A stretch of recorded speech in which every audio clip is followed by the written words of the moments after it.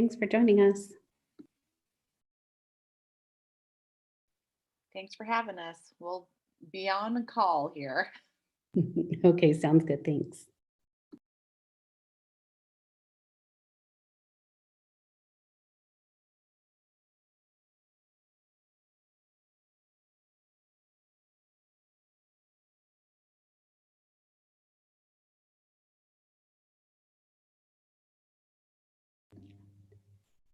Okay, welcome everyone. I see that we are live.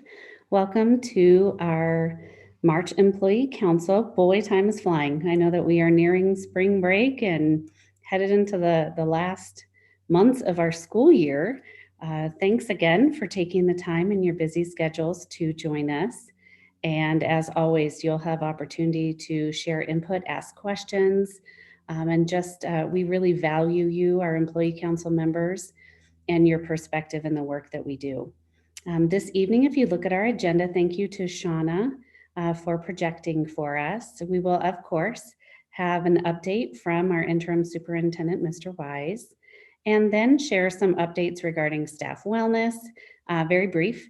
And then also, we have the pleasure of having members of our Equity Council, including Ms. Remy Rimmel, and also Mr. Matt Reynolds, to share an update regarding our district equity work and gathering some input and thoughts from you as they share recommendations forward. And then just a brief update regarding COVID testing and vaccines. So with that, it's my pleasure to turn it over to Mr. Wise. Thanks, Amanda. Everybody, hope you're doing well. I'm excited for everyone to have spring break, hopefully to have a little bit change of pace and re-energize. I want to say thanks to everyone for all of the extra work, the time, the efforts. Getting out, being in schools again has been awesome, but also recognize all the extra work. To everyone out there, all the employee groups, it's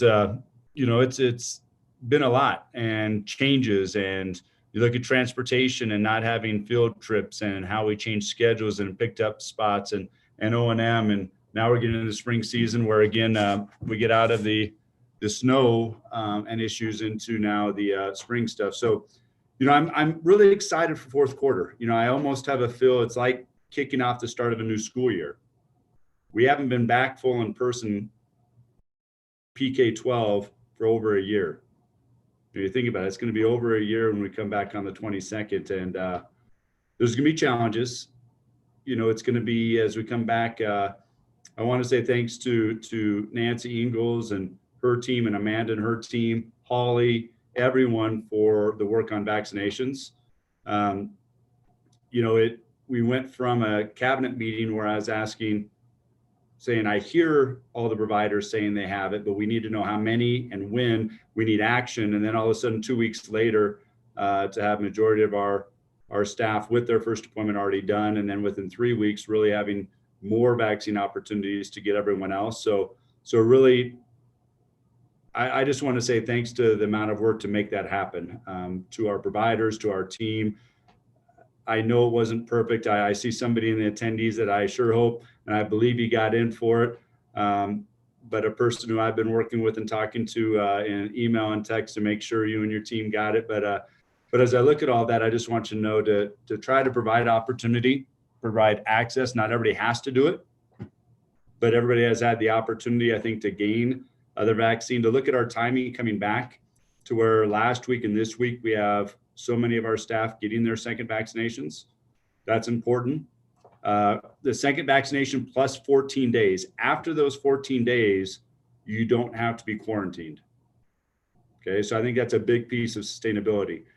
Increased protection maximizes at those 14 days. So they don't, they did the measurements, as we heard from Dr. Douglas, on a week and 2 weeks. So that's why it's after 14 days as they start saying, when does that peak? And we don't see any more growth of total protection. But I think that idea that we have protection, we get more protection, and that it maxes out, and then you don't have to quarantine. It's aligned very well. And so I just, want to say thanks to the efforts of everybody to make that happen and to go from there. That's brought us to the point of last board meeting. As you know, we are coming back full in person, as I said. I'm excited for that. We're working on a lot of things. We're defining what do lunchroom quarantines work and what does that do. I think we have a pretty good system to come back and not put out an entire lunchroom, but also have good mitigating factors and safety protocols. We do have the strongest filters in our middle school and high school lunchrooms, because the lunchrooms at all levels have been a known point that we want to make sure we emphasize. So I think when we go to what can you do in the biggest areas and where you're gonna have the most kids, those are questions that I get. I just want you to know that those are things that, the system has addressed already, and I'm just relaying information to you. So to give credit where it belongs, Rich Cosgrove and O&M and that group to do that and to identify those areas. And we know a lunchroom is going to be impactful. We're working with Tri-County and Kelly in our curriculum instruction assessment department, working with our electives. What's it look like for choir and band, and doing a great job. We had a meeting with all the band and music teachers, secondary, and saying, what will this look like? How do we do this well? And then what are our next steps? So I just want you to know some of that work that we're trying to build in to identify those areas and the quarantine impacts. We do know quarantines are tough and they create remote learning, and that intermittent remote we're also continuing to define. I'm not saying we have perfect answers. We're trying to make it a priority. We're trying to understand and identify how we can do better as a system, but also let schools work together with teachers, with staff, with students in each situation too. So it's it's very complex. I look, again, at the end of this, I'll be more than happy to share answer any questions, share any information, but I think on that end, we have a few more opportunities coming up for vaccines. So if you haven't received one, reach out to Amanda and HR. If you know people who haven't received it, please have them call HR. I will tell you, I've started to say we're going to push our resources to now other things after spring break. We feel like we've given everybody more than enough invites and opportunities, and we aren't hearing much back. So when you don't hear a lot back, we're going to shift our resources. Everyone who still have the opportunities will get invites, can also sign up through, Walgreens or King Soopers or Safeway pharmacies, but we're going to shift all of our work to make more things happen, because the last several clinics that we've offered in our schools here at Wilcox the other day, we haven't filled up all of our spots.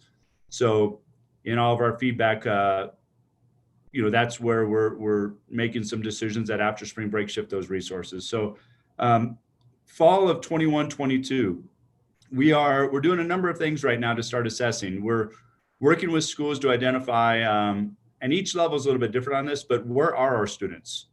Who is behind and how much? What can we do right now to catch up? And what will we need to do to extend learning? To extend it maybe during this next quarter, extend it over the summer, and extend it in the years to come to make sure we know it's essential, and to make sure that we get all of our students as much growth and grade level or above as possible. So I want you to know that we're working on that with our schools, with our assessment team, within curriculum instruction assessment, and then with budget, with those ESSER funds, that's those stimulus dollars for that end. So I as we come back, this fourth quarter, we have a lot of great things that we are defining. And I know it's going to be a lot of work. I'd like to say that being back full is going to have some more normalcy, but it's continuing to be bumpy road and chaotic with quarantines and identifying what we can do. But to have kids back, I think is going to be exciting and fun. Last part, going out tonight or tomorrow. We will provide, in a sense, an e-learning. So it's going to be DCSD remote learning. Okay, so it's not remote by school. It's going to be more under as a separate entity of EDCSD. EDCSD has some hybrid opportunities where they do bring in students and have that option to bring in students during the week for some in-person. But we are going to extend out that remote e-learning. And we are sending out an express check-in to our families to allow them to select if they would like to be in that remote DCSD next year. So we're going to need to know the number of students, what that impact is, and set a plan for that. And Principal Greg Wiley at EDCSD, on top of district leadership and others, and Diane Smith will be working to continue to set those parameters and move that forward for next school year. but every district in the metro area is looking at continue to offer e-learning, tying it to their online school to some degree. It's not the same, but it's going to be similar. And it's going to be, elementary, middle school, and high school. And this year with our high school offerings, it was tied to our schools. And we know that's been tough. There's been a lot of strengths. We also know it's been tough and added that we are working on this early to continue to identify and separate that out so we do it well. As I talked about at the beginning, I recognize the amount of extra work. I recognize the tipping points and exhaustion. It's gonna, I'm gonna have to ask, and each of you and to represent and all the departments and staff and teachers of, we're gonna have a little more this quarter. I mean, it's tough work. I'd like to say we can shift it and it's gonna be back to normal, but we all know it's not. So I just ask you to stay strong, stay with it, give feedback, work with your principals, reach out to EDOS, reach out to me and others, but we're going to work to continue to make that better, but I can't give you perfect answers. That's a bit of where we are and what we're looking forward to the future. In the fall, our plan has always been to be back full in person. And, again, at the board meeting, we talked about all this, but what that means is we hope and expect things to open up more, but we can't define what that's going to be. We don't know what the new normal is going to be.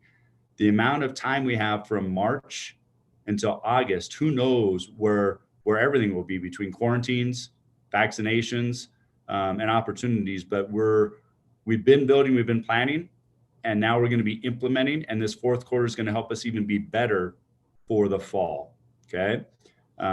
As I said, I think the last time in employee council, it's not going to be, I don't expect the fall to be back fully normal.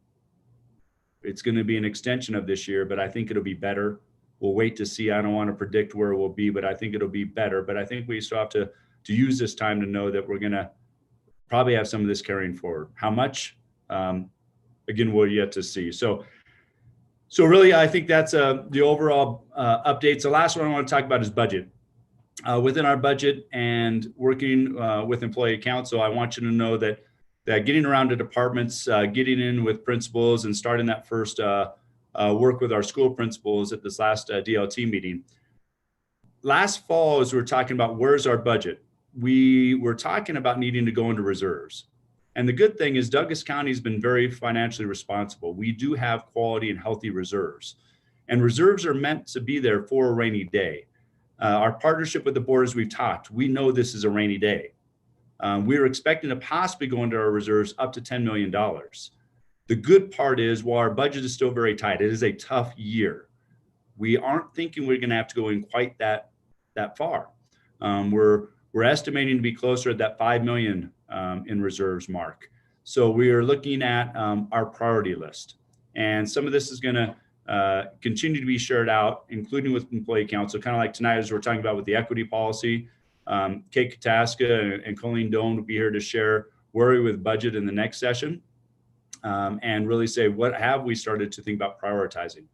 So we expect us to be flat. So first thing that I've shared with other departments and schools, going into next year with that 5 million reserves, we're expecting to stay flat. Okay, so that's a positive where I was hearing where we might be in the fall. So where departments and schools worried about cuts, it's not to that level, but it's still going to be very, very tight. We are looking at priorities such as being back to a full calendar. What a full calendar means is not having furlough days. That's a top priority. How we continue to say what are our other priorities is what we're trying to establish, create multiple scenarios of what we can implement. So plans A, B, C, D, E, F, G, right? You always need to have multiple plans, a plan for everything, and then start to work back with feedback on what we prioritize to restore. So we are looking at all those options, what we can do, but also in the reality of with COVID and the impact on funding, to the state and then to our district, it is a tighter year. The ESSER monies, we couldn't have done it without the ESSER money. But we are still hopefully optimistic we'll get some new stimulus or ESSER money for the fall, but we think it'll be less, but it's going to help us also. So those are all good things happening, and give you a brief update of where we are with budget. So I think that's kind of a current state of a lot of things going on. Hope I didn't overwhelm you, but I also could probably take up the entire time with all these topics. But what questions do do you have for me? I don't know, Amanda, if you want to jump into to any questions. I see one on there about lunchroom work. Absolutely. Let me go ahead and read that. There's an appreciation for the lunchroom work for the benefit of high school, middle school students. For example, at Oak, students eat in the commons area. So there was a question on what work has occurred in order to improve filters as alt schools, in the alt schools group as other schools. Just overall, just wondering of any improvements in that area. And there's an appreciation for your leadership and approaching spring break. Yeah. So Derek, I know, so I need to go back and ask specific. I want to say we did work on all the commons area and larger areas in all of our buildings. I asked specifically today about middle school, high school. So as we're meeting with those teams, I will need to go back and get you exact. I don't want to be inaccurate in exactly what that looks like, but I want you to know all the filters in those areas that are our largest groups were the priority at the beginning of the year. And that's when a lot of the work has been started and moved forward on that end. So Derek, I appreciate that feedback. I know in each school you have electives in which you have the air, I'm saying purifier, but that's not the right word, but you have the opportunities in each of your electives and in specialty offices and requesting other of those air purifiers. And so those have been ones that you can do as an individual school. And in some of our smaller buildings, elementary and even alt ed, I know that's still available that you can. And then Derek, I'll get you more feedback of specific to your building in particular, let alone all the alt ed. Each of our alt ed's a little bit unique in setting. So I think the answer would probably be unique per building because they're all very different. That is it for what we have in our Q&A and in our chat. Any other questions related to this topic? Denise, I think I just unmuted you. All right, can you hear me now? Yes, you're echoing a little bit, but we can hear you. Is that better? Not really, but Here, let me turn off my phone. Is that better now? yes, it is. Perfect. Okay, perfect. Good to Sorry hear about you. that. Well, I have two, and they're kind of both, they're random, so stick with me here. One is, I got a question from a parent who, regarding spring break and what would be the recommendation for parents who are taking their children out of state or just traveling? And they're wondering, should they quarantine, or is there a recommendation that, like an official recommendation from the district of, should they quarantine or have a test? I know that's recommended, but it was in, I think, passing. So I don't know if there's any official communication coming out regarding that. Yeah, so in our return and also at the board meeting, one of the things that I would highly recommend is if you're traveling, taking your kids out of state, when you come back, get a test. I stated the number of free tests we have with COVID Check Colorado, Mako. Families can also schedule those to their primary care physicians or others on their own.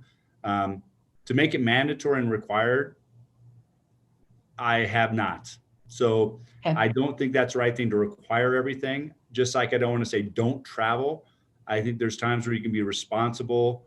I would like us to build responsibility in our actions, but then most importantly is you come back. If you're in a spot or felt like you're exposed or you're not feeling well at all, stay home and get tested.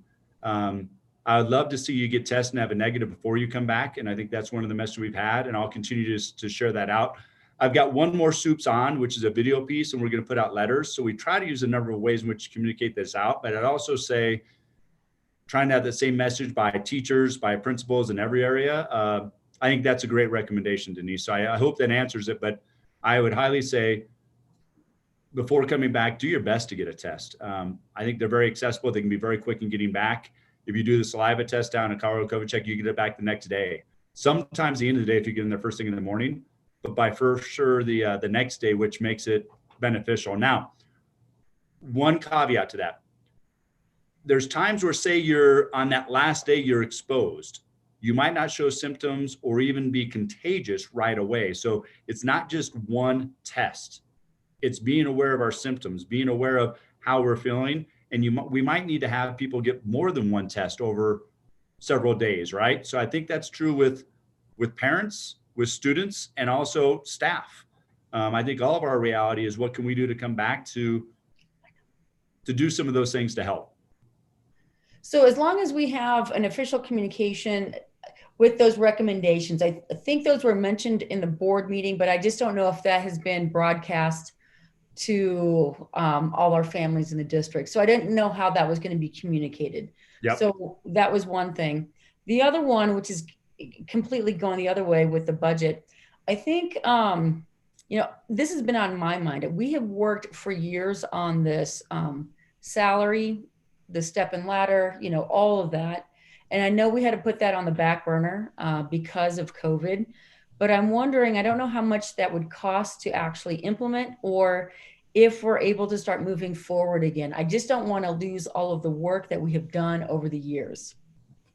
Yeah, agreed on that. Amanda could probably jump and give some detail. I think overall cost, I'll start by saying, to jump back onto True Step and Lane, I believe is 20 to 22 million for our entire system on that side. Okay. It's needed. I don't want to say it's contingent on another bond MLO. However, when you look at trying to generate that much to do this well and sustain over time, I think that's probably more of an accurate estimator. So anytime I give that detail, I'm trying to do my best just to be upfront and genuine of all the information I take in, but I'll let Amanda jump in, and then we can always, Denise, get you a true factual amount of that exactness. Okay. So does that help a little bit? That does help. Thank you. Okay. Amanda, you want to jump in? Yeah, Denise, thank you first of all for your voice and your passion and for sharing. We appreciate your commitment to the Employee Council and the work of all of our employees in the district. We too are, very invested in the great work that occurred throughout the last couple of years regarding our licensed compensation schedule work. The example, we weren't at the final version. We had produced several examples, if you'll remember. And we got to that point where we were beginning to cost out different examples, and they were, I would say, 20 million plus. And that would be something that would be each year, so in perpetuity, going on. Paired with that, that does not account for which individuals would potentially receive different adjustments. It's a start, but it wouldn't fully adjust everyone where they needed to be. So I do think there is much more work to be done. We continue to work behind the scenes, just reviewing every employee group, but knowing that with potential future funding opportunities, we'd be able to go further with that work. So please know it's there. Our board has paused it again, but I'm sure that they are invested and know about the importance of this work too. So we appreciate your patience, and we're all here waiting beside you. Okay, thank you. Great questions, Denise. I appreciate it. And it is in my last soup songs, which is going out today or tomorrow. And I'm trying to do one more before spring break. That's a video piece, and we'll look at a letter also to help remind and define that better. So appreciate it. Thank you. Any other questions before we move on to our next topic, which would be any other updates in terms of e-learning? So Mr. Wise, did you want to move into that topic a little bit? And then we have the wonderful Diane Smith on the line to add any additional details or answer questions. Yeah, absolutely. And I'm gonna probably let Diane jump in sooner, but the e-learning as we talked about for next year, an overview is every district understands that starting in the fall, we're probably going to have a lot of, well, let me put it this way. I love the idea that we're increasing vaccination access, the amounts. I'm hoping that parents and adults have access to vaccines as quickly as possible. What we don't know is when our students will have access and if they will have access. Therefore, creating a responsibility of how do we provide a remote or e-learning setting, how we build off of what we've done this year, how we build off of similarities, but then also our high school end, EDCSD has served high school students. It does look different, but creating an umbrella of a framework. But we also, depending on number of students, the one thing we've learned about other districts when they built it in their online school, if you move a lot of teachers and students into a school, you impact their climate and culture. They have a system, they work well with what they're doing. So how we use that as an umbrella and a launching pad to build in similarities, but if kids don't feel comfortable being back full in school, how do we provide that? And if EDCSD has that hybrid part, it'd be a little bit different and separate. But we're trying to combine those. We're going to be spending out an express check-in to where we know where families might want to be. We can answer questions, painting the picture a little bit better than maybe we did in the past of what does this mean? But then also creating the flexibility. We need to plan forward. First and foremost, knowing where our students are and what they're wanting, what grade level they are, what that mean for number of classes, and going from there. And then building off of how we collaborate and build this forward to have it better in place to start next year. So by starting earlier and having that planning and interaction, it allows us to be flexible, to adapt and change, and then to build this forward in our work. So, you think about not only the student impact, the classes, the grade levels, the financial impact. So we're trying to be very proactive in this and be more accurate in where students are wanting so we can build this out in advance. Okay, so principals have been a part of this, working back out, sharing information, and now starting to get to the community side to make sure we can build our parents and students in and see what they're really thinking for next year. If I had to guess, I think more of our e-learning students that are currently in are the ones that might want it.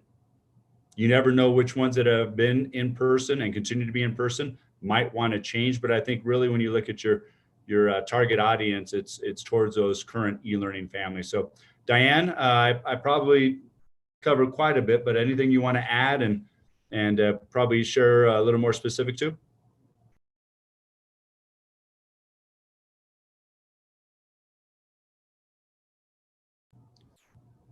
Diane, I can't see you, but you might be on mute. Or Amanda, I can't tell if you can see Diane's access. And if not, I think I probably covered it decently. Diane, you should be a panelist, so you should just be able to Okay, speak. I'm unmuted now. There Sorry. you go. Yeah, I had a little different view before. So thank you, Corey. Yes, I think you did cover most everything. I wanted to just add a couple of things. As Corey said, we're sending this survey out. It won't be binding at this point because we will ask parents when they do commit that they commit for the year so that we don't have kind of the in and out that we've had this year. And as a result of that, while it will be under the umbrella of EDCSD, it will continue to be a more synchronous program similar to what we've been providing this year. We should have our own, that we'll plan differently. If we have 1,000 kids, we plan differently than if we have 100 kids. But we are anticipating trying to have our own staff related to special ed. I'm sorry, my dog is going crazy. Special ed and some of those other services that have been being provided by homeschools at this point. That's it. Yeah, that's a great point to add on. We did a lot of things well, but we also learned a lot from this past year. So really identifying those students and also what services they might need. By doing this early, by using Express Check-in, we'll be able to know what students, what grades, and what services they might need. So we can look at the whole process of resources, teacher support, staff support, supports for students with an IEP and so forth. So that's a great piece, Diane, that I didn't share. I appreciate that. Questions, input?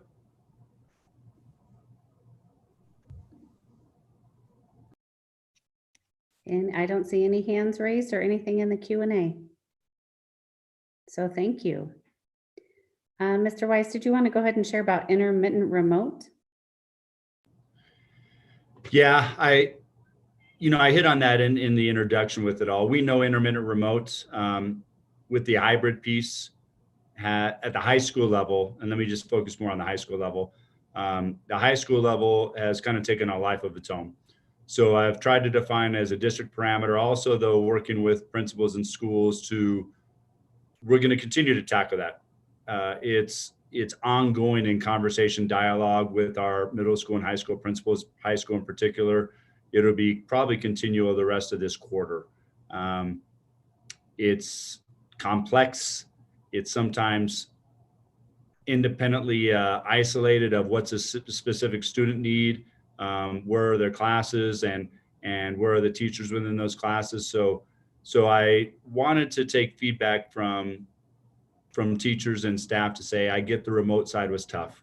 So I tried to create a better message of what intermittent remote is and is not, but also allow enough dialogue where each school can work together on that. Because I do understand that there's unique circumstances and situations.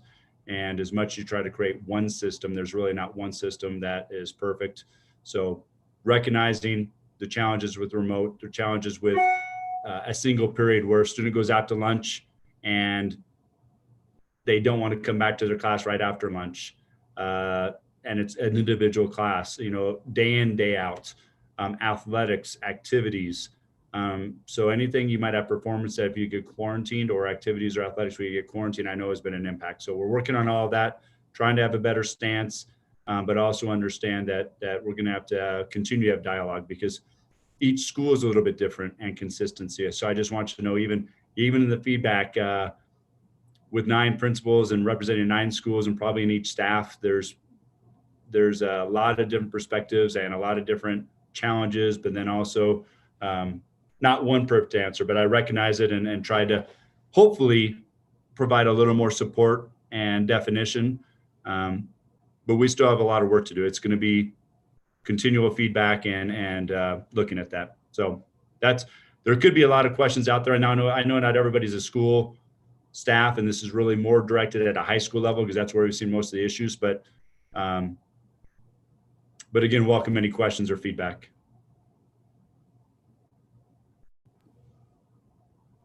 Okay, I don't see anything in either of our feedback mechanisms. So thank you, Mr. Wise. With that, we'll go ahead and move on to our next item, which is a quick check-in from the wonderful Holly Huron in our wellness department. And first of all, Holly, thank you. Employee Council, I just have to let you know what an amazing leader she is.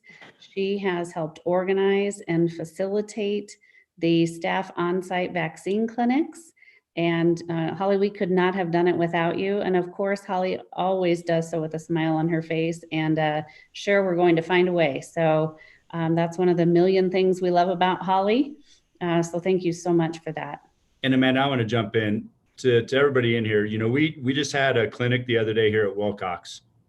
Holly was here, and that was on the delayed start. Holly was here at Wilcox at 5 a.m. So delayed start, no delayed start.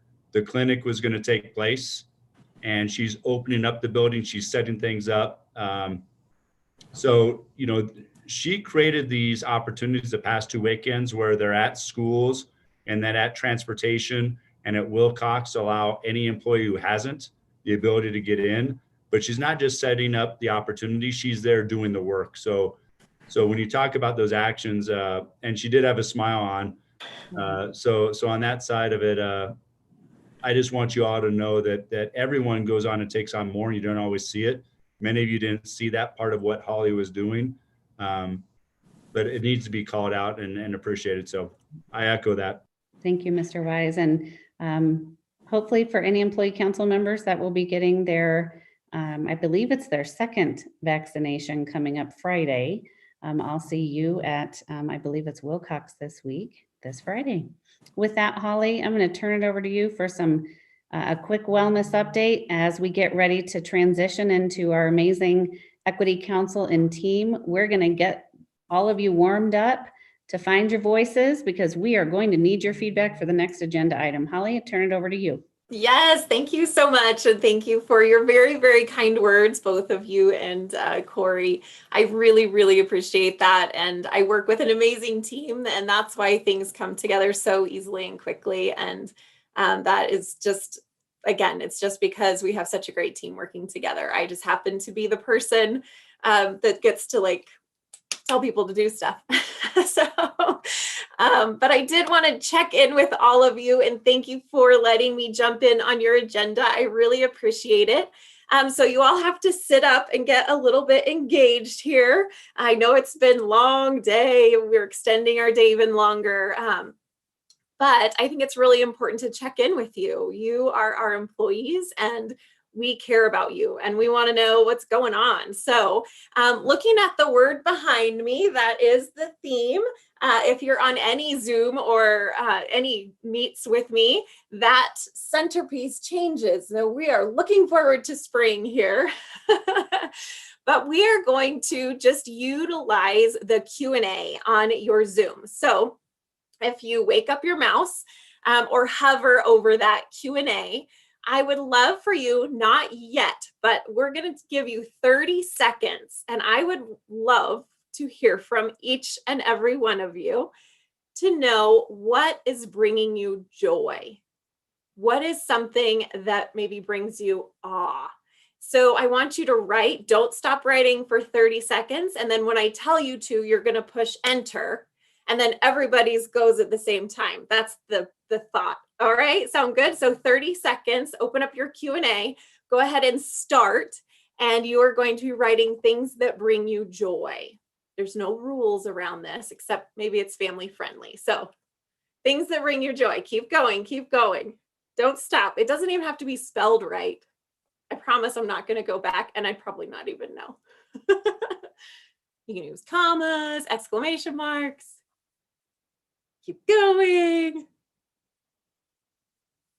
I'll give you 10 more seconds.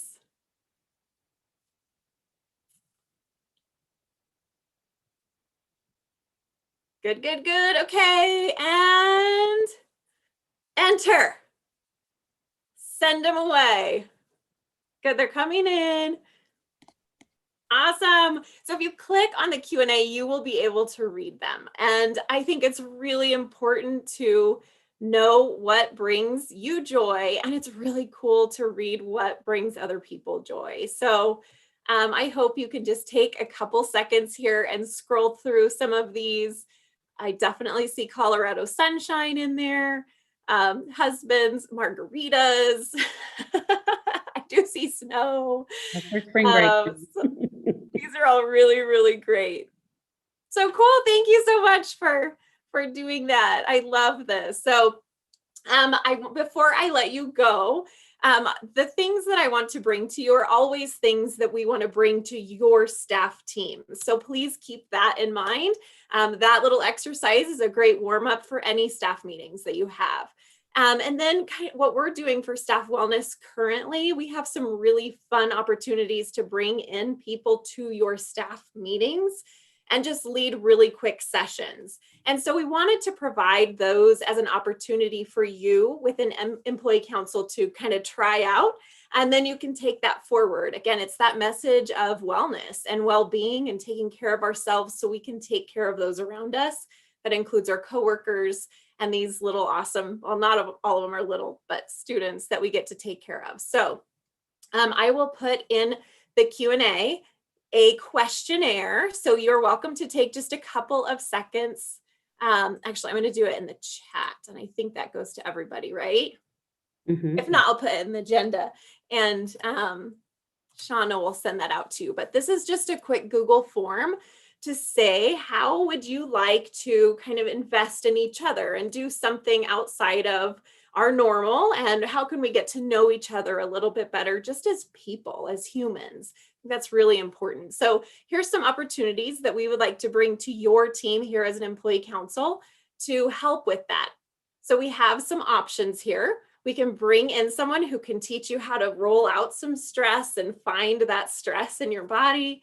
We can bring in someone to do some meditation and mindfulness. That's with Lori Lacombe. She's awesome. She's with our Healthy Schools department. We can bring in a yoga class that's an hour long, and we would do that outside of employee council time. And we can also bring in a cooking class to let everyone connect over cooking. So please let us know what might interest you. Those are some things, again, that we want you to try out so we can put those into our schools and into our departments. So Thank you. if you're really looking forward to that cooking class, we have cooking classes all week this week. We're calling it our March Madness cooking event. I'd love for you to come join me. I have to get off because we start at 5:30 for that. So we're making taco pizza tonight. So those margaritas might come in handy. And then tomorrow we have some all week long, we have really fun opportunities to join in. They're for you, they're for your family.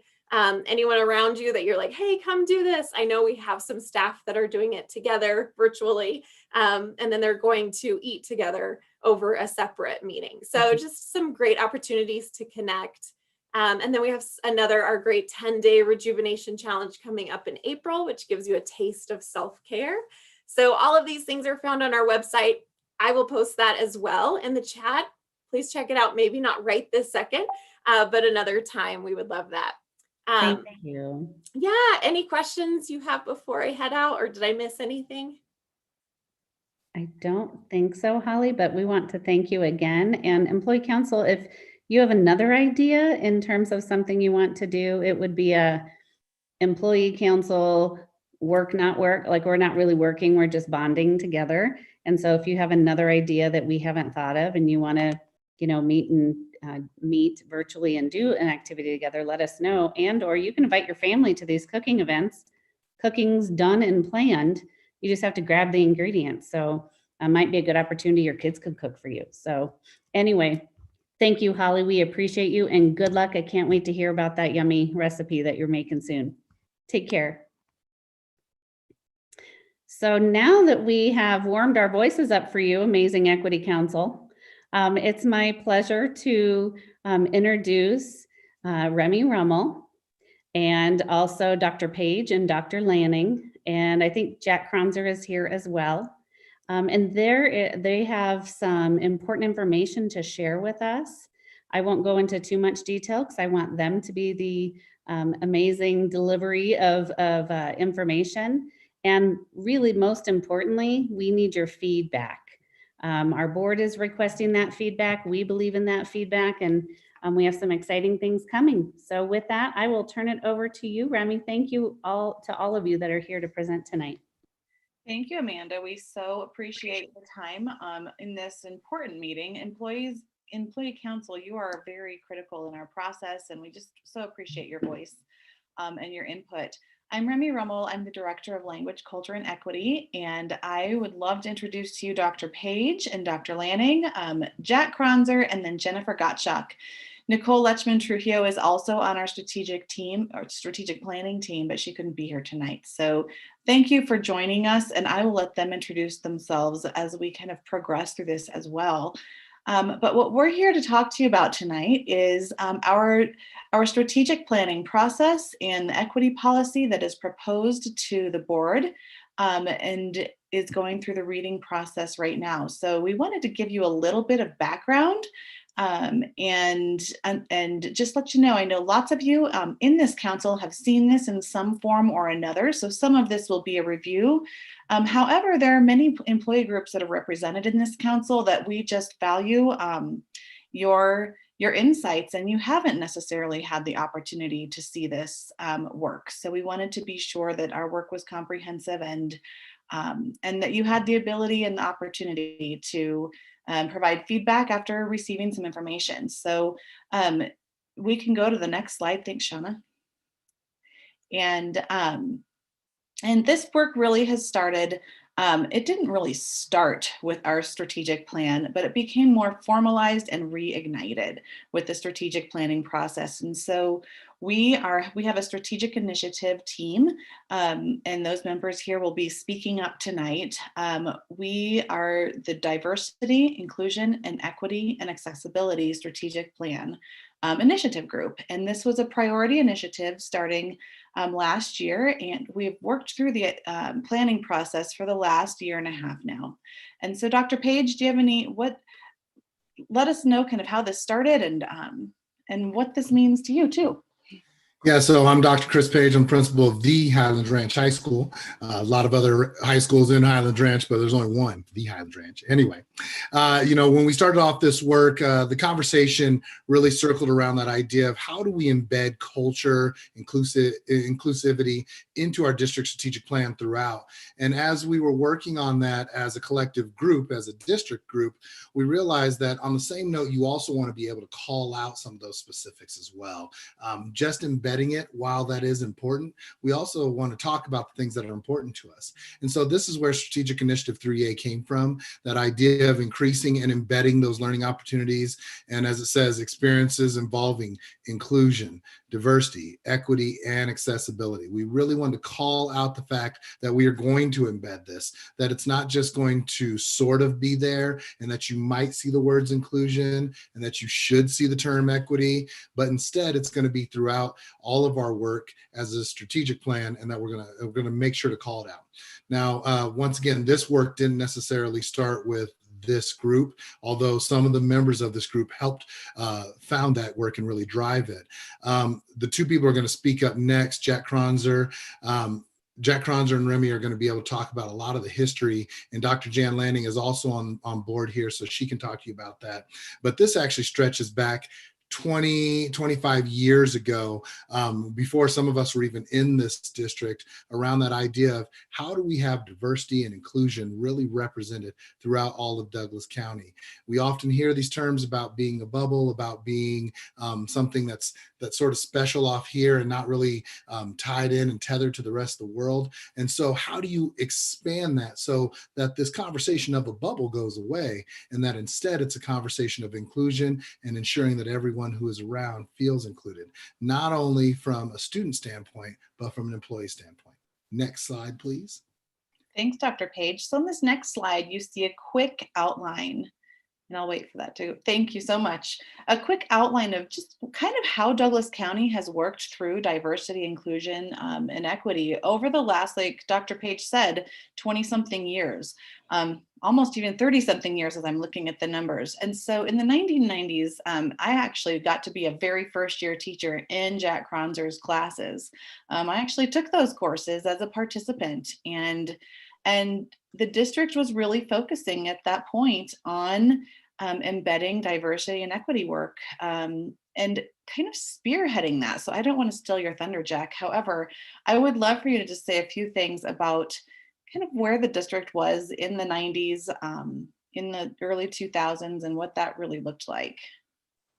Sure, it was an interesting time. And I think that what's interesting for me is that a lot of the people that are here and in leadership positions in particular are people that I met early on in my career in Douglas County. My sense about equity work in Douglas County at the time was that it was early on in that journey, and that there were lots of people who were interested in promoting it, but it wasn't institutionalized. It was individuals taking the initiative to make equity a part of our education in Douglas County. And we've always had, there's a perception on a part of the Denver community that Douglas County is something different than we know it as. And so we've always kind of had to deal with that perception that's out there, that this was not a place where equity was valued. And it is among a lot of individuals, but I think that it hasn't been institutionalized. And so you saw that it would come in, it didn't have longevity. It just didn't have sustainability. And the work that we're doing now is going to hopefully provide that stability and the institutionalizing of the value of equity. Thank you, Jack. And I know many of us, I can see the chat too, there are a lot of us in the district who have experienced what Douglas County has focused on over the last number of decades, and kind of reigniting the work in 2015, a grassroots group, try to say that 3 times fast, of principals and leaders, district leaders, teacher leaders, got together and started having a conversation. And I know a number of people have been part of those conversations as well. And that became an equity in excellence, or excellence in equity, depending on who you talk to. And that grassroots team really led the path and laid the foundation for our work right now. And Dr. Page, Dr. Lanning, I'm wondering if you could speak to kind of what that looked like as well, because I joined that group a little bit later down the road in terms of reigniting this work.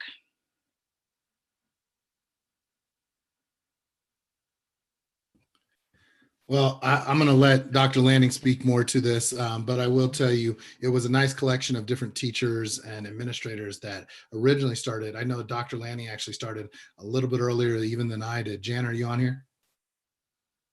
I am. All right, you got it. So that particular group was actually, like we call her the match, was Lydia Henderson, who was an HR director now, actually currently works in Cherry Creek School District. It was reignited again through her work in HR, and she started recruiting lots of us again to have this conversation. Again, Jack Kronzer, like many of us, was my mentor way back when we had the diversity group, and we also used to do youth tolerance summits, which were teaching student leaders to advocate for equity at their home buildings and empowering them with language to combat hate. And we trained over 1,000 kids back then, and so this new group started the conversation again and started talking about a policy and not the problem. And I'm going to go back to what Jack had said, is that our work was really compartmentalized. People across the district were doing equity in little pockets, and what we really wanted to do and build off of equity and excellence conversations and planning, where we learned that this work can't be person specific. It has to be the lens by which we do all of our work. And that we're going to do that through policy and very, very intentional planning and strategic planning. And so this group spurred more of the conversation about institutionalizing this work and to stop doing it in pockets, because as people leave the district, sometimes the work went with them. And so when Lydia left and then we hit COVID, it kind of got lost for a little while. And then when it was embedded in the strategic plan, that conversation about institutionalizing it, and that we all had common language and talking about policy and talking about strategic planning came to the surface. And so that's how it's different now, is really the theme and the lens by which we want to view all of our work, from hiring to curriculum, to trainings, to PD. That we really want to view this work as really embedded. And so I can't hit that home because it really can't happen in pockets. It's not sustainable, as Jack had mentioned. Thank you, Dr. Lanning, which is a great segue into what's happening right now. So I like to use the metaphor of our fabric. We are really creating a threaded fabric that we consider equity as the thread that connects all of the work that we do. We're considering equity through hiring. We're considering equity through instructional frameworks and curricular resources. We're considering equity through multiple different facets, which you'll see in the policy that we're going to present to you tonight. We can go to the next slide. So one of the questions that we have gotten from many of our community members is, what really is equity versus equality, or as opposed to equality? And equality, as many of you are very aware, is the equal treatment, that everyone is given the same thing so that it's equal. Equity, there are a couple of images here, and I want you to just connect with the one that resonates with you the most. But really giving people what they need in order to be successful is how we are approaching our equity work. Imagine a parent or a teacher observing a playground, and all of the children are playing and happy and excited and getting along, and then someone falls and gets a serious injury. the focus and attention will go to that child who has the serious injury. So we're looking around to say who, and not everything is an injury, so please don't take it that way, but we are going to give people what they actually need in order to have access and opportunity to be successful. So what kind of supports and scaffolds do people need? What kind of expertise do they bring to the table that we need to leverage and have them share with us? And how can we learn from each other? So these are a couple of different images that are very popular. You've probably seen at least most of them, if not all, out kind of in the media and in the public. But really, what do people actually need? What do they prefer? You can see in the equity bicycle image, there are different kinds of bicycles for different kinds of riding and different kinds of people and sizes and ages, etc. So really thinking about what do we actually need as human beings to be successful. Dr. Page? Yeah, and so in a sense, a good way to think about it is often if you supply equity in the right way, it will lead to equality, right? Because often where people start to look at it is they say, well, shouldn't we give everyone the exact same thing and the cream of the crop will rise to the top and everything else will settle itself? Well, the truth of the matter is that if you say, well, I'm going to keep giving textbooks out to every student, but there's students out there who can't read, then you really haven't equaled the playing field for them, right? And instead, you provide a different type of resource that gives them some equity so that they can learn like any of their other peers. And then at that point in time, the achievement and such will be more measurable. And so a lot of our work has really been focused in that. So when you hear things like an equity forum or equity work, we're really talking about how do we provide a level playing field so that everyone can equally have the chance to succeed like anyone else. And each one of these diagrams, each one of these pictures show different ways in which we balance out the playing field for everyone so that equality can be achieved in their experience. So if you look at the people watching the games, right, there's an equality in the experience in which they're enjoying the game, and that was achieved through equity. Perfect. Next slide. Thank you very much. Jennifer Gottschalk is going to talk about the work that we are focused on right now. So Jen, are you here?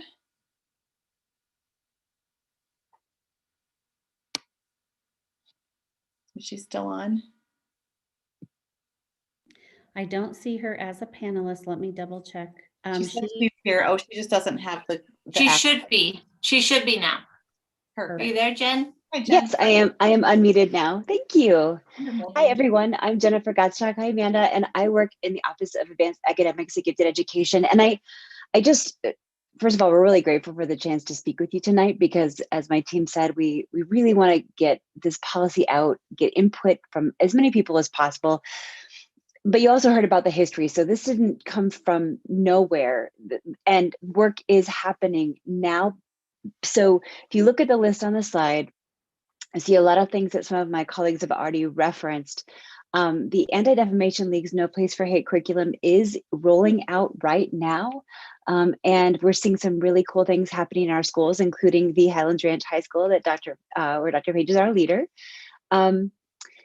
I can speak to the one that's highlighted from my team, which is a little bit complicated because I think Natasha wrote it and she likes a lot of words. So it says, advanced academics and gifted programming, proportionality of gifted students by subgroup, equitable gift identification process, equitable access to rigorous courses. So one of the things that we're doing, which is really important, is looking at our data proportionally across our system. So we want to make sure that there isn't anything systemic that would prevent students from accessing rigorous courses, that would prevent students from being moved forward into the gift identification process. And we're asking right down to the classroom, to the grade level, to the school level, for our facilitators to look at all that information and then to work within their own schools. And that's I think a thing that my colleagues have also highlighted is a lot of this work is very local and personal to your school communities. So as we get to the policy here in just a little bit, I want you to think about that this is sort of this universal guideline for the work that's happening here that will help you make meaning where you work, whether it's in a building, in a vehicle, across multiple buildings like I do, like there's so much work that equity touches and you can see from this list, but also think about that expanding into the policy. And I think I have one more slide I can talk to you about quick, and then, yeah, so exciting. So this is just sort of another way to summarize the journey that our community has gone through. So we're this small strategic plan initiative team, and just kind of hash through. And I was saying earlier in a meeting earlier today that I live revision as a lifestyle, and this policy has gone through many, many revisions, and it's in service to making it the strongest, making the most impact to be strong, but also to be understandable. We don't want it to be something that's so tied up in legalese or educatorese that it doesn't make sense to every stakeholder, because then that would sort of defeat the purpose of equity. As you can see on the right-hand side here, these are the different groups that we've solicited feedback from, who have provided feedback, hence so many revisions. And then it's gone through multiple revisions through the DCSD legal team and Amanda Molson, who is at Castle View High School, but also working on her law degree. So after all of that, we got to a place where we think it's going to be something called a generally applicable equity policy, meaning it's a board level policy. And I think that's what we get to next, right, Remy?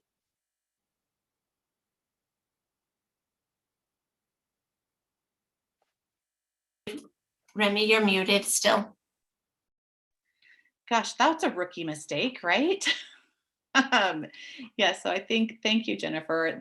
I think the biggest piece of this is that this is not a policy that is written by one person or a small group of people.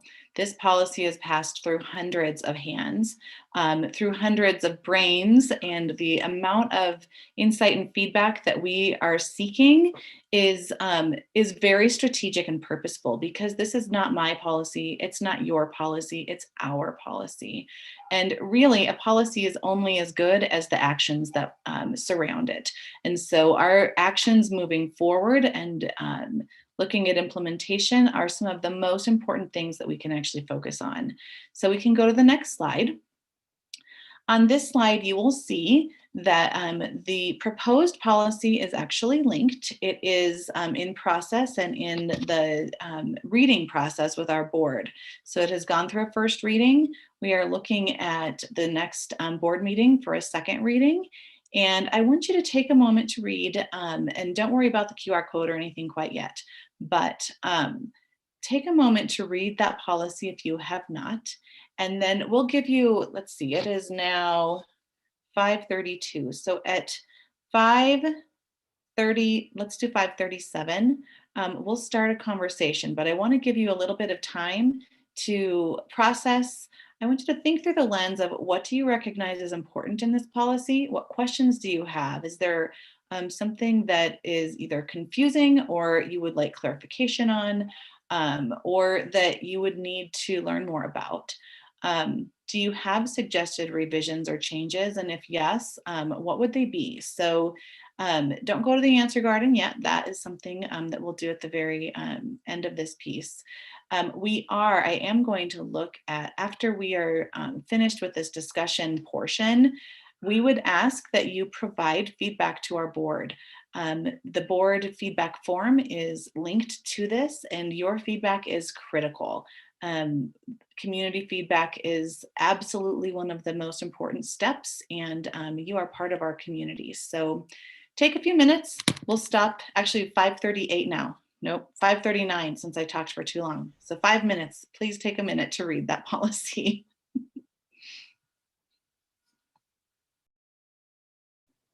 Rem, there's a request to link the policy actually in the chat for people, maybe a little easier. I'm trying to do that right now. Thanks, guys. Thank you, I appreciate that.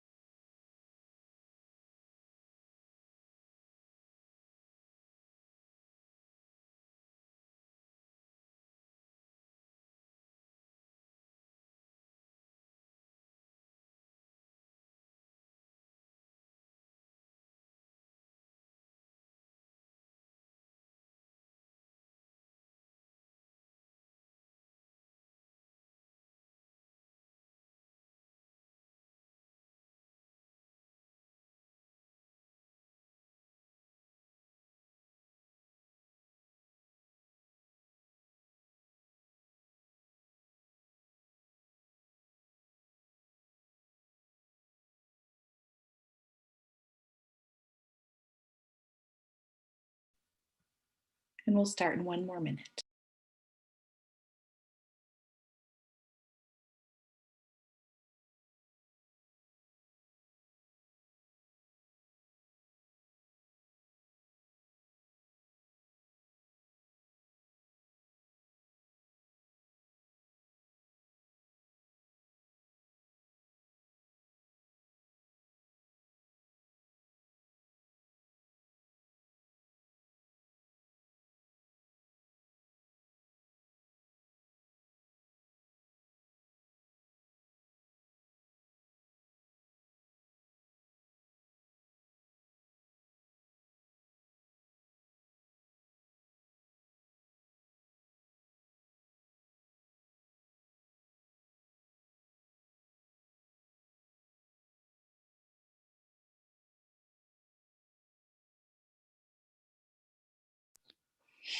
All right, hopefully that gave you enough time to read through this policy. If it was your first, we can process together. So I would invite your questions right now.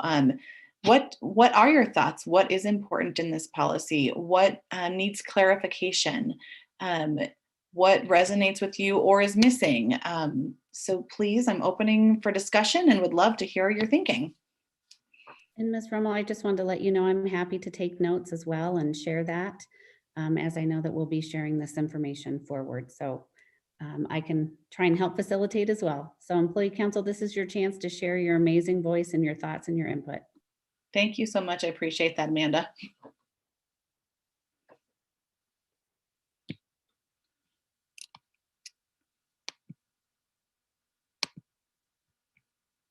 And I'm going to enter the link. I see a couple of people are actually looking for it.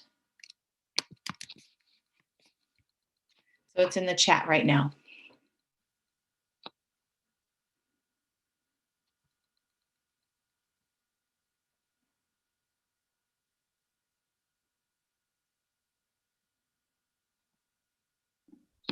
You can use the Q&A. You can put information in the chat. You can do a hand raise. And while you're thinking, I'll share a little bit about some of the stakeholder groups that are that have been integral in providing specific verbiage, conversations around vocabulary use, and specific and precise language that you would find in this policy. One is a group called Equity Growth Zone, and they are a group of community members, educators, school leaders, district leaders, but a grassroots community committee who are really diving into some equity work and thinking about Douglas County specifically and how this work applies, especially based on their students, our students' experiences in Douglas County School District. And then another few groups are DCCAC, and I'm going to look back on my list of groups. Our directors, our school principals, and some teacher leader groups have been very instrumental in providing language for this policy and revisions, in addition to some of our board directors and their feedback. Dr. Page or Dr. Lanning, do you have any other insights as to that piece? No, I think you got it. Awesome. We do have one. Thank you to our first person who shared in the Q&A. So I will write this down, but I know that would be a great thing for you to speak to too, in terms of what the current plans are for professional learning in order to support this. And Rachel, I would imagine we're talking about the school side and also the non-school side, because I would imagine we believe all individuals need support and training. Yes, thank you. So that's, Rachel, that's a great question. We are currently looking at some of the courses that we offer that speak to the spirit of this policy. So really looking at some of our courses that are already in progress for professional learning for our classified and certified and admin pro tech folks, such as our Speak Up course. Some of our ELD courses naturally fit into this. So really thinking about where is our starting point in in addressing the professional learning needs of our staff. We also have a communicating with families in culturally responsive and relevant ways, which is a classified and certified admin pro-tech course as well. So thinking about how we will work with our CIPG group, and I know it's probably CIA by now, so looking at how we really leverage that relationship to build out a course pathway is something for choice. So first kind of prong of training is really what can people choose to take to expand their knowledge, to dive into bias, unconscious bias, in things that educators can really leverage, and looking at curriculum and doing curriculum auditing and understanding multiple perspectives. The other piece is determining what may be a required training or mandatory training for all of our staff so that we can begin our education process, no matter our role, no matter our position in the district, but to have a very common understanding and common language when it comes to equity and equity and inclusion and accessibility in Douglas County and what that actually means. So really taking a look at those two different pathways between mandatory versus choice and building that out. This is something that is being requested by many, many people across our district, by teachers, by principals, by our admin pro-tech. And actually, how do we talk about accessibility and equity and access to ensure that all of our students, staff, and families have access to information and really great learning? So Dr. Page, do you have anything to add with that piece? Yeah, I was going to say, on top of the fact of doing some of the voluntary work, which we'll have some of those training sessions earlier in this summer, we also recognize the idea of taking a little bit of a top-down approach from the standpoint of, if we don't train our leaders into what to look for and how to support us as things come up, then it really feels like you're in this vicious cycle. So we're going to do some very specific work as well with our cabinet, with our school board, to ensure that those leaders have an opportunity to dive into that work, and so that way they can support all of us even more effectively as these concerns and these things come up. And then on the community lens, we've looked at, and it may be another year or two out, but we're talking about some community learning sessions, opening up some of our trainings to community members as well, because I think Amanda said this really well, not just the inside but also the outside. How do we ensure that the community understands how that growth is coming alongside? And then internally, we have put in things like No Place for Hate for some of our students, where it can be more of a student-driven curriculum. And I know we talked about that a little bit earlier, about what is most important at their school at their time that they can recognize, and how do they continue to move each other through the continuum. So in a sense, if you think of it like the tripod approach, each one of those legs we want to build up to be sturdy enough that together and collectively they hold up the work of equity. Chris, can I add to what you were saying? Absolutely. So on April 19th, there's going to be a community-wide PD called Making Connections. It's been spearheaded out of personalized learning that definitely has an equity strand.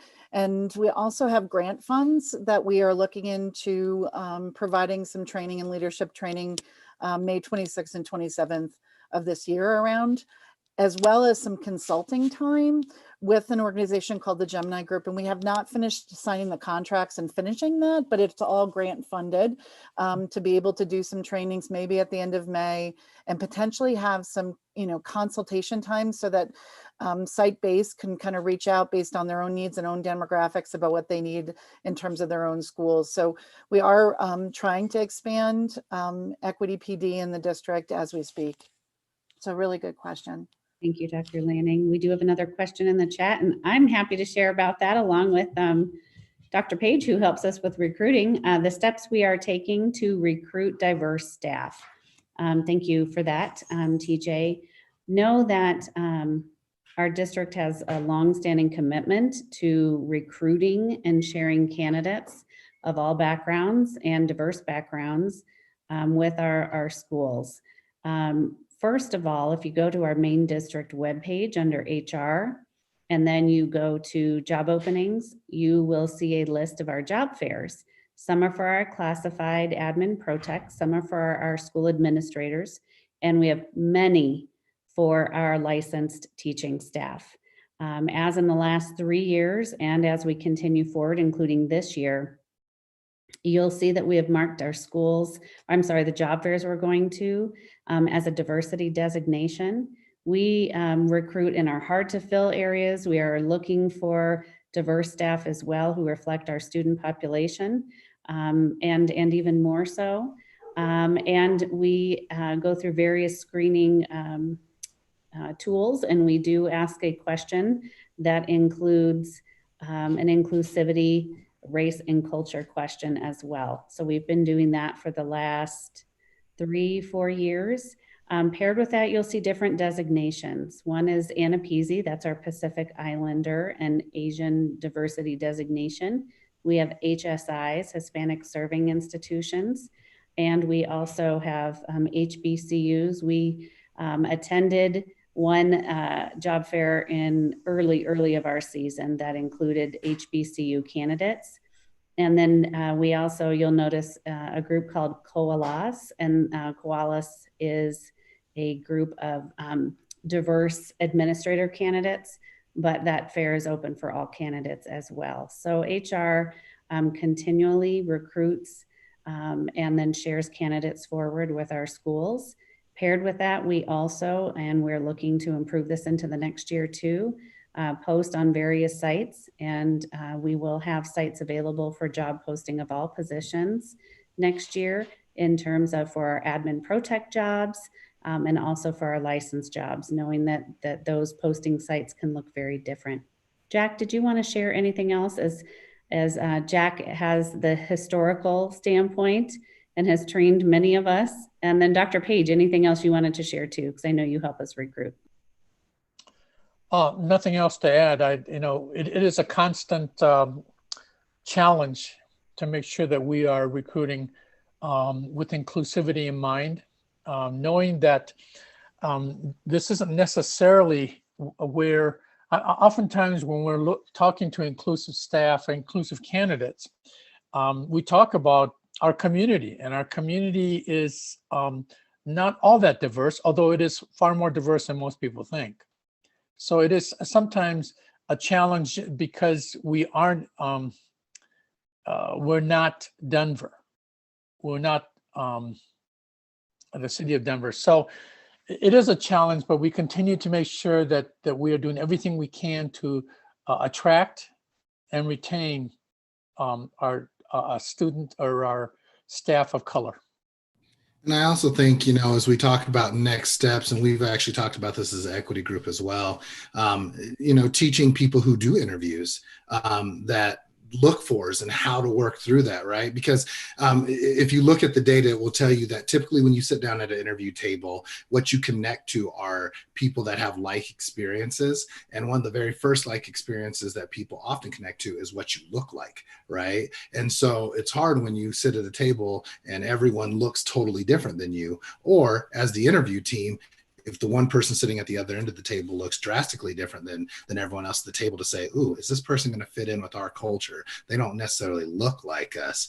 And so training people on how, obviously, to ignore not just the outward appearance, but more importantly, to find those other levels of connectivity that are going to help them connect with different families and people within your building is vastly important to us, and making sure that we get those trainings in the right place.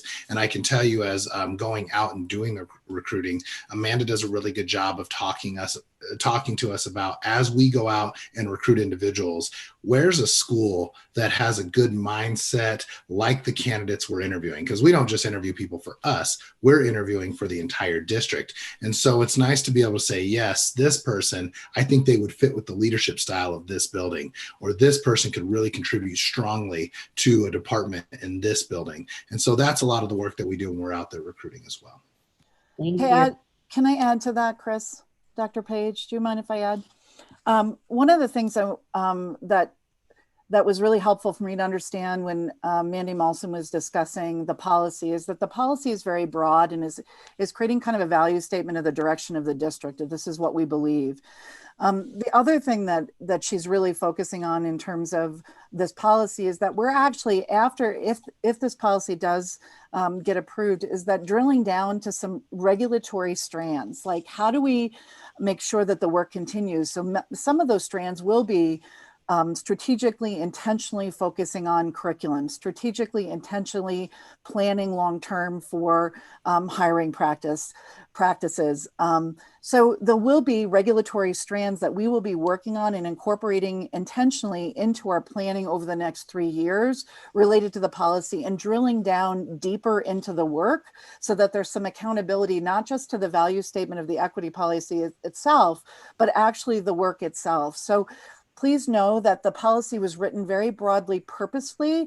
Will it leave so that it will sustain the sustained time, and so that we can continue the work based on the data that we collect, based on achievement gaps of students, based on the curriculum that we adopt or review. So it is, again, this is the lens by which we want to drill and do the work, if that makes sense. And I'm going to jump in on one other topic. As we talk about the systemic approach, Jack did a great job talking about what equity means in our district throughout a long period of time. Equity's been a key word and a key priority, but that systemic approach, the aligning the work, the understand that equity is all, and we look at our strategic plan, it really falls everywhere within that. So even prior to but even now, the alignment to look at a cabinet level position to help orchestrate, lead, and help others define this. We have that job position getting ready to be posted. So we look at systemic leadership, systemic structures to build out not only knowledge, but common language, best practices, prioritization daily, and what that means for each and every person. This is a work across the board. And I think how we become better as a system, better as individuals in our daily work, that's the other exciting part is those actionable pieces that align well with the policy. Look into the timing now in the spring of hiring to reach out and try to hire the best and then lead this systemically. So I think it's approaches that touch on everything. And I think everyone's trying really hard at times, but trying to now create the actionable next steps. Thank you, Corey. And I think some of the things, looking at the questions, I don't see, do we have any others here? No, we like don't. it. But I really do, we really do value your insights. And so as you read through this, thinking about hiring, thinking about those regulatory documents that Dr. Lanning was referring to, this policy is really around the big picture, and then we can get to the how, and some of that's already happening. Some of this work, as you could see, that's why we included some of the information at the beginning of this presentation. This work is not going to start once the policy is in place. It's already in motion. And we've been doing this work for a long time. I would encourage you too, if you're interested, if this is something that is very interesting to you, many districts have equity policies that are focused on creating a stance for each and every student in support of every staff member. And some of those policies are Littleton School District, District 11, Thompson, Denver, Cherry Creek, Jefferson County has tactics, so theirs are written a little bit differently. So I would encourage you to do, if it is of interest to you, some dives into those pieces. Our final slides, and you don't need to go there, Shauna, we'll just stay on this one for now, but you'll see some resources that are linked if you are a person who really does like to go down that pathway. But we would like you to take a moment. And real quick, Remy, we do have two other quick questions in there. So I'm sorry to interrupt. Oh, that's good. You and the great team here has opportunity. One is, are there any offerings currently available for staff that are interested? licensed and non-licensed, so from district level departments. And will the training, the diversity training, equity, inclusivity training be optional or mandatory? So there are some options right now. So the choice pieces right now are the upcoming April 19th day. So we've got the Making Connections workshop that we decided as a number of teams to really focus on equity that day through lots of different lenses, social emotional learning and equity, programming and equity, our counselors. There's just a really great thread of equity work in that Making Connections workshop. So that is something that is district wide and is an upcoming opportunity. That is where we will be introduced to the Gemini group, which is what Dr. Lanning was mentioning. So that is a piece of that day. We also have our course called Speak Up at School. And so that is a course that is for classified and certified staff members. And that is really how to have some tools in your pocket when inequitable situations arise, and so that we don't panic and we know what to do and what to say, and we have some tools in our tool belt so that we can actually have conversations around how to heal and repair. All of our restorative justice courses through Zach Hess's team are offered, and I'm not sure if they're running exactly right now. I'd have to look at the course catalog, but I know he runs those rather regularly. And then our Speak Up at, or our Communicating with Families course is a course that is run often as well. And so that piece is where that's where our all of our courses will be posted in the course catalog in Canvas. So that's something that you can take a look at. Many of them you can search either equity or ELD and they'll pop up. The Making Connections workshop, I would say connect with your teams for registration, and that will be loaded in Canvas, but it's not quite loaded yet. I know they're working on that right now. And then as far as the mandatory training, that the reason I mentioned that is because that is not in place yet. And so that's something that we are looking at constructing and writing right now. So, and that's not currently in place. And we hope to have that in place at some point in the not so far future. Yeah, TJ, one thing that I wanted to point out is what we want to do is put a mandatory training out there at the very beginning of the year, just like a lot of our other mandatory trainings. But we want to be careful about just creating something that's I'll watch a couple minutes and click a button, especially for such a new topic. Not that any of the other trainings aren't just as valuable, but I think when you talk about something like this that sometimes strikes at the core, we not only want to make it mandatory, we want to make it really valuable. And we want to make sure that it's educating people so that they can move forward in an appropriate way. So as Remy just said, we're working on that right now to put that together so it's done right. Thank you. Thank you. Looking between, let's see. There's a lot of praise going on for the Making Connection workshop. I'm seeing that in the chat also. More information, for example, registration is live, and it's really exciting to see not only our school staff, but our non-school staff that are interested in taking this. So thank you for making this available. Absolutely. I'm so glad it's live, Rachel. I didn't realize it was live yet. So that's awesome. Are there any other questions? No? Well, we would love your input. Answer Garden is a nice, very brief way to get some good insight and responses. This link, and I'm circling it as if you can see, but you can't see what I'm doing right now. The link that you see in the slides, you can either use a QR code or you can enter that link. We can also, I wonder if we can enter that into the chat so people can just click on it as well. This is a really nice way to collect some quick thinking and to have a very informal analysis, especially if people say the same thing.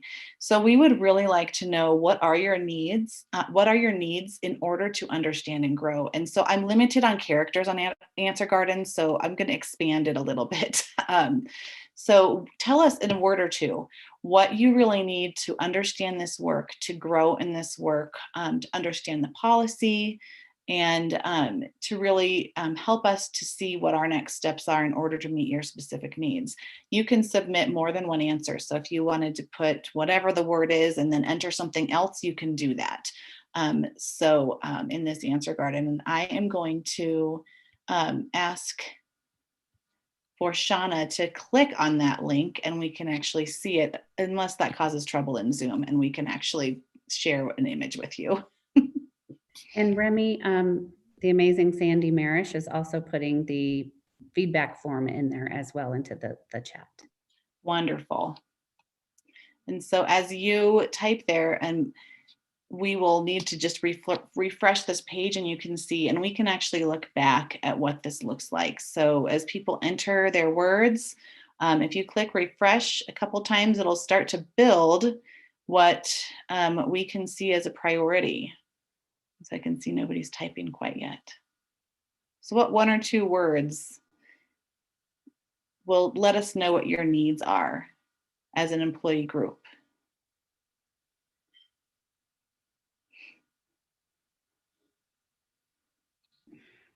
This is your chance to share anything that you would like.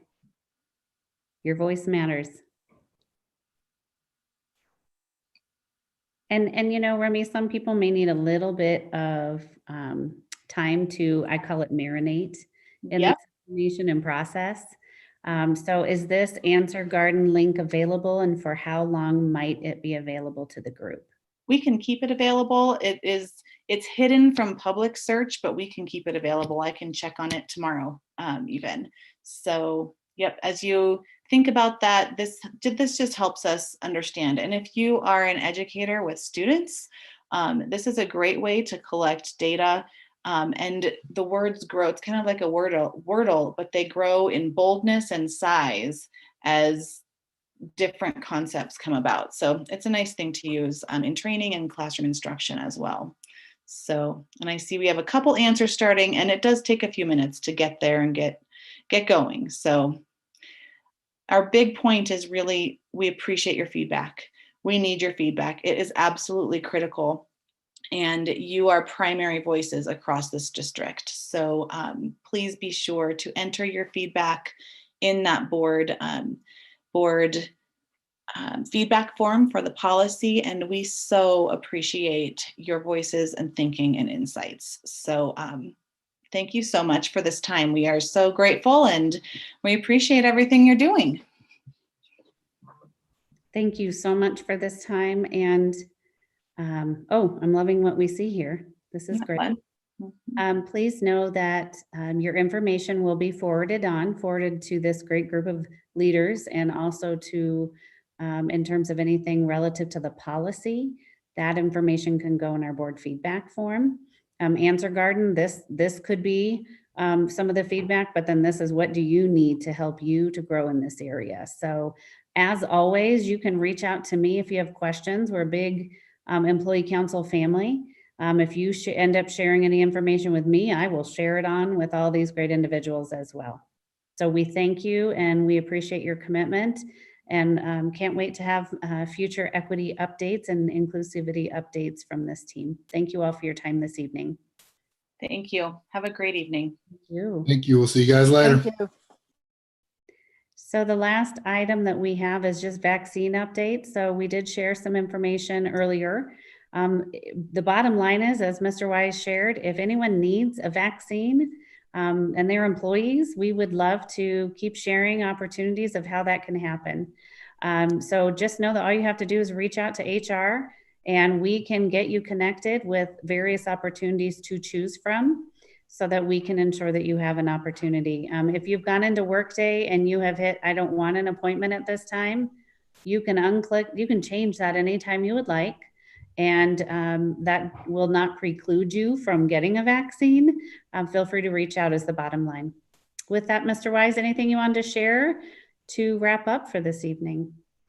You know what, just again, I appreciate everyone taking part in this. I think understanding and exploring what's going on. I think taking a look at the equity policy itself, the opportunity to give feedback and create understanding and next steps. You know, I like that last question. I'll be honest with you, start to share what do you need next?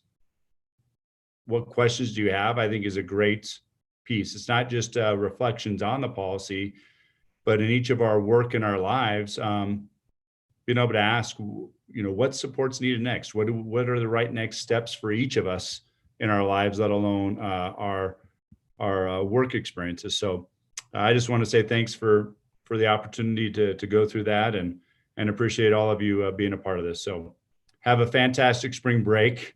Yes. You know, this is a week where I know we have a lot of second vaccinations and possible side effects, let alone quarantines as it is, and kids are looking forward to spring break. So I think on that end, to everybody, take some time to re-energize, take some time to enjoy yourselves, your family, your friends, and slow down a little bit. I think and hopefully we get to enjoy a little Colorado sunshine, and maybe the feeling of spring is closer rather than further away. So I just want to say thanks to everybody and enjoy your time. Thank you. And if you're looking for something to do, go to our wellness website. All of that is funded through a Kaiser grant. So thank you. And you can, you know, learn some cooking strategies. So thank you so much, Mr. Wise. Thank you to all of our panelists and board members that were on tonight.